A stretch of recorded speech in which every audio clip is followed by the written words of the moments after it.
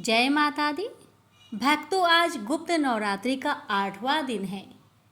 शक्तिशाली और सत्वन शक्ति देने वाली माँ बगलामुखी को समर्पित है। आज का दिन है गुरुवार, बृहस्पति देव की आराधना का विशेष अवसर।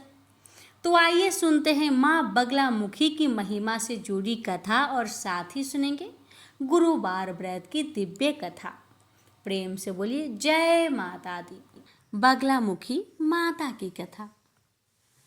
व्याष्टि रूप में शत्रुओं को नष्ट करने की इच्छा रखने वाली तथा समिष्ट रूप में परमात्मा की संहार शक्ति ही बगला है।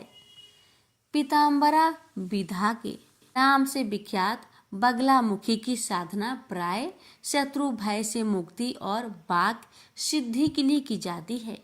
इनकी उपासना में हरिद्रा माला, पीत पुष्प एवं पीत वस्त्र का विधान है।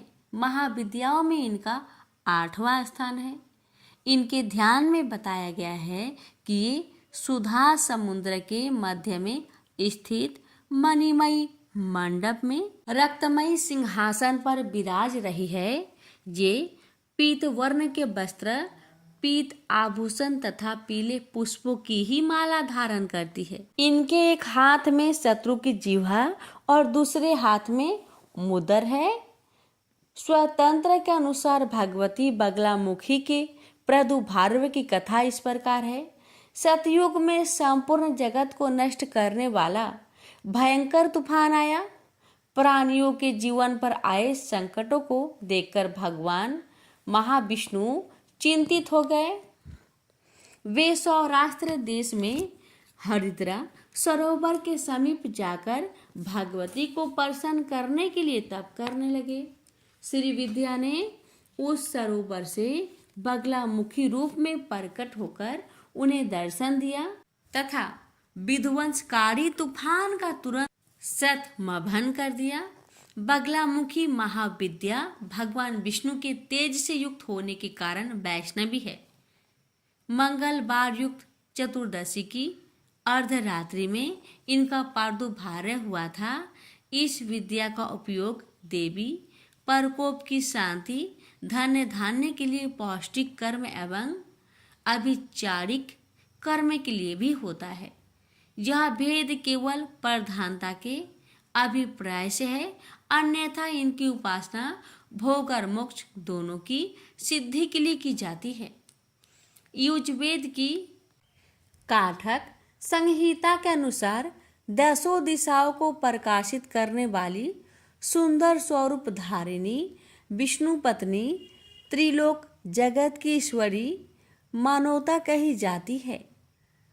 अस्तंभ कारिणी शक्ति व्यक्त और अव्यक्त सभी पदार्थों की स्थिति का आधार पृथ्वी रूपा शक्ति है।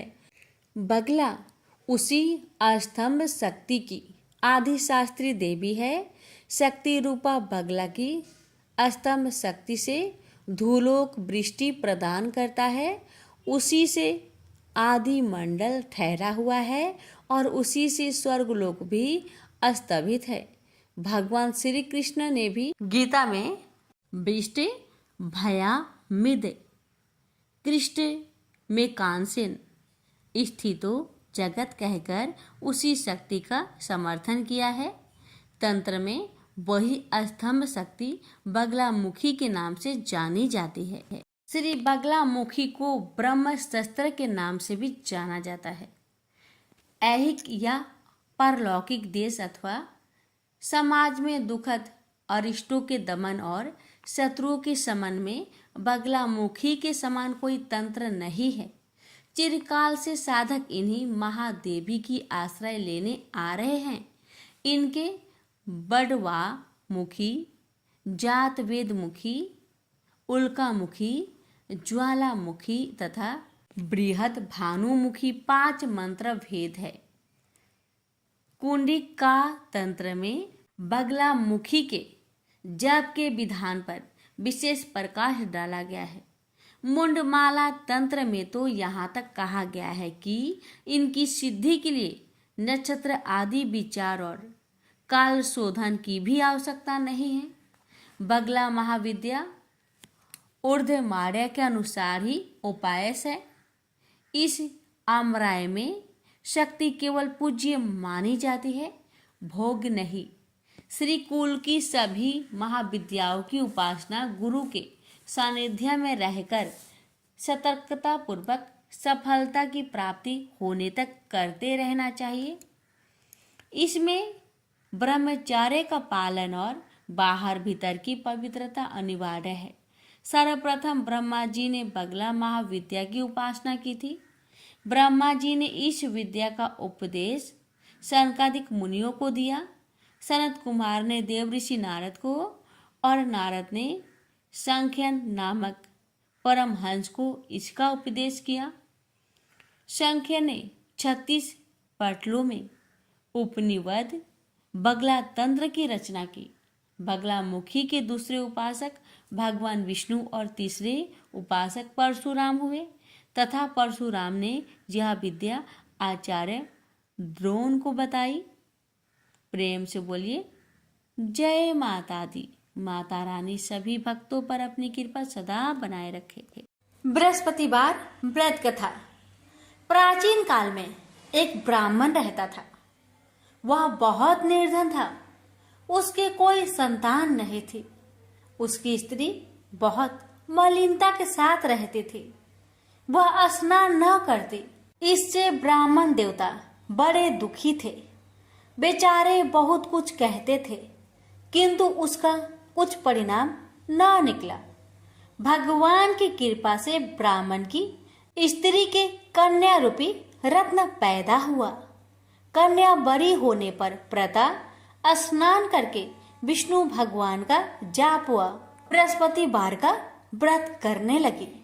अपने पूजन पाठ को समाप्त करके विद्यालय जाती तो अपनी मुट्ठी में जौ भर के ले जाती और पाठशाला के मार्ग में डालती जाती। जब ये जौ स्वर्ण के हो जाते, लौटते समय उनको बीनकर अपने घर ले आती थी। एक दिन वह बालिका सूप में उस सोने की जौ को फटक कर साफ कर रही थी कि उसके माता ने देख लिया और कहा, हे बेटी, सोने की जौ के लिए सोने का सूप होना चाहिए। दूसरे दिन बृहस्पतिवार था।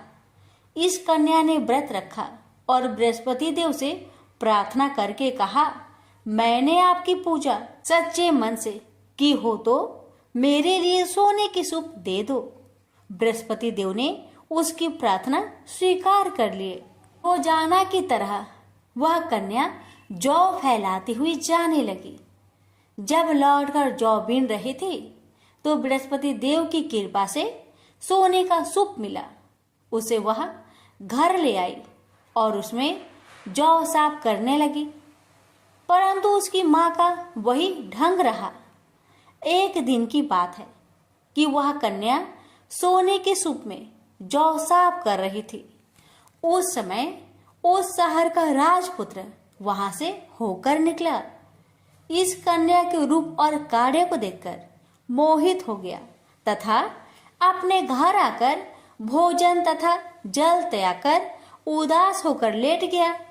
राजा को इस बात का पता लगा तो अपने प्रधानमंत्री के साथ उसके पास गए और बोले, हे बेटा, तुम्हें किस बात का कष्ट है?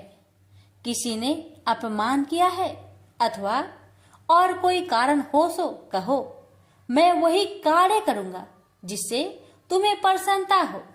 अपने पिता की राजकुमार ने बातें सुनी तो वह बोला, मुझे आपकी कृपा से किसी बात का दुख नहीं है। किसी ने मेरा अपमान नहीं किया है, परंतु मैं उस लड़की से विवाह करना चाहता हूँ जो सोने की सूप में जौ साफ कर रही थी। यह सुनकर राजा आश्चर्य में पड़ गया और बोला, हे बेटा, इस तरह की कन्या का पता तुम्हें लगाओ, मैं उसके साथ तेरा विवाह अवश्य ही करवा दूंगा। राजकुमार ने उस लड़की के घर का पता बतलाया। तब मंत्री उस लड़की के घर गए और ब्राह्मण देवता को सभी हाल बतलाया। ब्राह्मण देवता राजकुमार के साथ अपनी कन्या का विवाह करने के लिए तैयार हो गए तथा विधि विधान के अनुसार ब्राह्मण की कन्या का विवाह राजकुमार के साथ हो गया। कन्या के घर से जाते ही पहले की भांति उस ब्राह्मण देवता के घर में गरीबी का निवास हो गया। अब भोजन के लिए भी अन्न बड़ी मुश्किल से मिलता था। एक दिन दुखी होकर ब्राह्मण देवता अपनी पुत्री के पास गए। बेटी ने पिता की दुखी अवस्था को देखा और अपनी माँ का हाल पूछा। तब ब्राह्मण ने सभी हाल कहा। कन्या ने बहुत सा धन देकर अपने पिता को विदा कर दिया। इस तरह ब्राह्मण का कुछ समय सुखपूर्वक व्यतीत हुआ। कुछ दिन बाद फिर वही हाल हो गया। ब्राह्मण फिर अपनी कन्या के यहाँ गया और सारा हाल कहा तो लड़की बोली, हे पिताजी, आप माताजी को यहाँ लेवा लाओ, मैं उसे विधि बता दूंगी जिससे गरीबी दूर हो जाए। वह ब्राह्मण देवता अपनी स्त्री को साथ लेकर पहुंचे तो अपनी माँ को समझाने लगी, हे माँ, तुम प्रातःकाल प्रथम स्नान आदि करके विष्णु भगवान का पूजन करो तो सब दरिद्रता दूर हो जाएगी। परंतु उसकी माँ ने एक भी बात नहीं मानी और प्रातःकाल उठकर अपनी पुत्री की बच्चों की जूठन को खा लिया। इससे उसकी पुत्री को बहुत गुस्सा आया और एक रात को कोठरी से सभी सामान निकाल दिया और अपनी माँ को उसमें बंद कर दिया।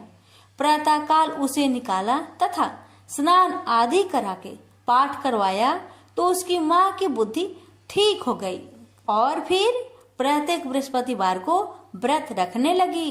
इस व्रत के प्रभाव से उसके माँ बाप बहुत ही धनवान और पुत्रवान हो गए और बृहस्पति जी के प्रभाव से इस लोक के सुख भोग कर स्वर्ग को प्राप्त हुए। भी मिलकर बोलिए, विष्णु भगवान की जय। एक बार भगवान विष्णु गरुड़ जी पर सवार होकर कैलाश पर्वत जा रहे थे। रास्ते में गरुड़ जी ने देखा कि एक ही दरवाजे पर दो बारातें ठहरी थी। मामला उनके समझ में नहीं आया। फिर क्या था, पूछ बैठे प्रभु को। गरुड़ जी बोले, प्रभु, ये कैसी अनोखी बात है कि विवाह के लिए एक और बारातें दो आई हैं। मेरी तो समझ में कुछ नहीं आ रहा है। प्रभु बोले, हाँ, एक कन्या से विवाह के लिए दो अलग अलग जगह से बारातें आई हैं।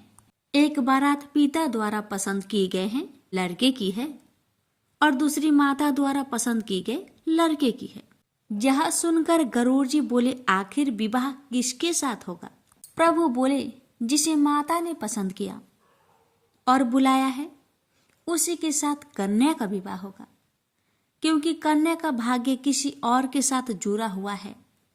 भगवान की बातें सुनकर गरुड़ जी चुप हो गए और भगवान को बैकुंठ पर पहुंचाकर कौतूहल बस पुनः उसी जगह आ गए जहां दोनों बारातें ठहरी थी। गरुड़ जी ने मन में विचार किया कि यदि मैं माता के बुलाए गए वर को यहाँ से हटा दूं तो कैसे विवाह संभव होगा? फिर क्या था, उन्होंने भगवत विधान को देखने की जिज्ञासा के लिए तुरंत ही उस वर को उठाया और ले जाकर समुद्र के एक टापू पर धर दिए। ऐसा कर गरुड़ जी थोड़ी देर के लिए ठहरे भी नहीं थे कि उनके मन में अचानक विचार दौड़ा कि मैं तो इस लड़के को यहाँ उठा लाया हूँ, पर यहाँ तो खाने पीने की कोई व्यवस्था नहीं है। ऐसे में इस निर्जन टापू पर तो यह भूखा ही मर जाएगा और वहां सारी बारात मजे से 56 भोग का आनंद लेगी। यह कतई उचित नहीं है। इसका पाप अवश्य ही मुझे लगेगा। मुझे इसके लिए भी खाने का कुछ इंतजाम तो करना ही चाहिए। यदि विधि का विधान देखना है तो थोड़ा परिश्रम तो मुझे करना ही पड़ेगा। और ऐसा विचार करके वे वापस उसी स्थान पर फिर से आ गए। इधर कन्या के घर पर स्थिति यह थी कि वर के लापता हो जाने से कन्या की माता को बड़ी निराशा हो रही थी, परंतु अब भी वह अपने हठ पर अडिग थी, अतः कन्या को एक भारी टोकरी में बैठाकर ऊपर से फल फूल मेवा मिष्ठान आदि से सजाकर रख दिया, जिसमें कि भोजन सामग्री ले जाने के निमित्त वर पक्ष से लोग आए थे। माता द्वारा उसी टोकरी में कन्या को छिपाकर भेजने के पीछे उसकी ये मनसा थी कि वर पक्ष के लोग कन्या को अपने घर ले जाकर वर को खोजकर उन दोनों का ब्याह करा देंगे। माता ने अपना यह भाव किसी तरह होने वाले समधि को सूचित भी कर दिया। अब संयोग की बात देखिए, आंगन में रखी उसी टोकरी को जिसमें कन्या की माता ने विविध फल मेवा मिष्ठान से भरकर कन्या को छिपाया था, गरुड़ जी ने उसे भारा देखकर उठाया और ले उड़े। उस टोकरी को ले जाकर गरुड़ जी ने उसी निर्जन टापू पर, जहां पहले से ही वर को उठा ले जाकर उन्होंने रखा था, वर के सामने रख दिया। इधर भूख के मारे व्याकुल हो रहे वर ने जैसे ही अपने सामने भोज्य सामग्रियों से भरी टोकरी को देखा तो उसने टोकरी से जैसे ही खाने के लिए फल आदि निकालना शुरू किया तो देखा कि उसमें 16 श्रृंगार की वह युवती बैठी है जिससे कि उनका विवाह होना था। गरुड़ जी यह सब देखकर तंग रह गए। उन्हें निश्चय हो गया कि हरि इच्छा बलवान है, राम किन्हे चाहे सोई होई, करे अन्यथा आस नाही कोई। फिर तो शुभ मुहूर्त विचार कर स्वयं गरुड़ जी ने ही पुरोहिताई का कर्तव्य निभाया। वेद मंत्रों से विधि पूर्वक विवाह कार्य संपन्न कराकर वर वधू को आशीर्वाद दिया और उन्हें पुनः उनके घर पहुंचाया। तत्पश्चात प्रभु के पास आकर सारा वृत्तांत निवेदन किए और प्रभु पर अधिकार समझ झुंझलाकर बोले, प्रभु आपने अच्छी लीला की, सारे विवाह के कार्य हमसे करवा दिए। भगवान गरुड़ जी की बातों को सुनकर मंद मंद मुस्कुरा रहे थे। प्रेम से बोलिए जय श्री हरि।